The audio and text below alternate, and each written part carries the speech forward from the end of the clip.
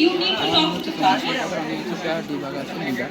আমাদের প্রজেক্ট হচ্ছে ransomware seal, যেটা আমাদের র্যানসমওয়্যার যে ভাইরাস সেটা ডিটেক্ট করে। এখানে প্রথমত আমাদের একটা ফোল্ডারের পাথ দিতে হবে। এই ফোল্ডারের পাথটা হচ্ছে আপাতত আমরা এটা চুজ করছি।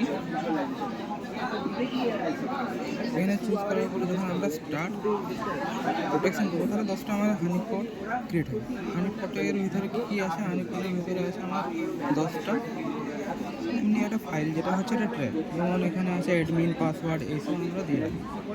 এবার আমাদের প্রজেক্টটা কাজ করে কীভাবে? আমাদের প্রজেক্টটা কাজ করে data diversity, by diversity, data এনক্রিপশনের সময় এনট্রপি বাড়ে, সেটা মাস মডিফিকেশান এবং এক্সটেনশন, এইসব ডিটেক্ট করে আমাদের মেইনলি আমাদের বিহেভিয়ার ডিটেক্ট করে। এরপর কিছুগুলো আমরা কমান্ড আছে যেগুলো র্যানসমওয়্যারের মতো কাজ করে। এখানে যদি আমরা অনেকগুলো ফাইল ক্রিয়েট করি, তাহলে আমরা দেখতে পাবো যে এখানে আমাদের নাল রেশিও হচ্ছে 49.26, যেটা হচ্ছে আমাদের নর্মাল নয়, তাই এটা একটা মিডিয়াম লেভেলের থ্রেট। এরপর যদি আমরা একটা ম্যালওয়্যার ক্রিয়েট করা হয়েছে, সেটা যদি আমরা রান করি, সেখানে কী হয়েছে? 5টা ফোল্ডার ক্রিয়েট হয়েছে এবং সেগুলোকে এনক্রিপ্ট করতে শুরু করি। এটা যদি আমরা এখানে রান করি,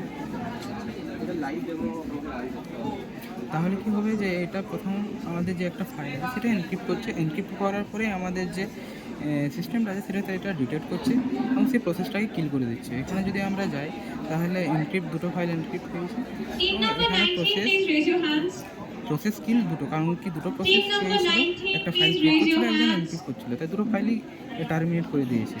এরপর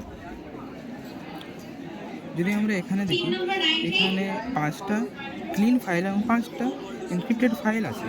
এটা যদি আমরা আপলোড করি এখানে, তাহলে আমরা দেখতে পাবো যে আমাদের যে ফাইলগুলো ক্লিন আছে সেগুলো প্রোটেক্টেড ফাইলের মধ্যে গেছে, যে ফাইলগুলো এনক্রিপ্টেড সেগুলো কিল করার চেষ্টা করছে এবং সেগুলো আমাদের এক্সটেনশনগুলো চেক করছে এবং যে আমাদের এন্ট্রপি আছে, এন্ট্রপি যেমন 7.5 থেকে বেশি আছে, তাহলে সেগুলো আমরা ডিটেক্ট করছি। এটা হচ্ছে আমাদের project. Thank you so much.